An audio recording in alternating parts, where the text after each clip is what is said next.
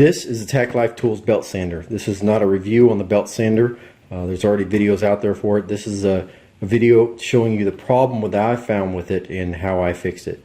So flipping this thing around, this is the dust catch system on this belt sander. And what it does is as it's pushing air through here, the air escapes out these vents, the dust gets captured in the box.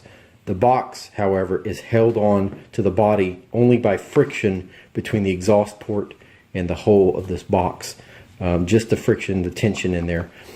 So that's where the problem is. As you're running this, air is pushing through here and this thing's vibrating. This thing pops off. And I've had this many times just pop off, fall on the ground. I got dust starting blowing everywhere. So here's my fix for it. Take a 10-inch bungee cord. Catch one end of the bungee cord in that screw hole back there on the right hand side of the trigger. Go underneath the trigger and around on top of the box, and the right here in the body, right there above the belt, catch the other end.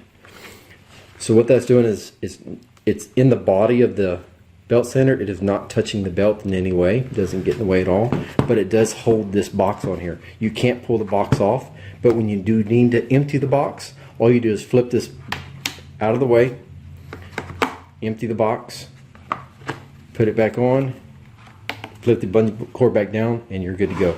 It doesn't get in the way of the trigger. There's no interference at all. It stays there securely. So that's my fix for this belt sander.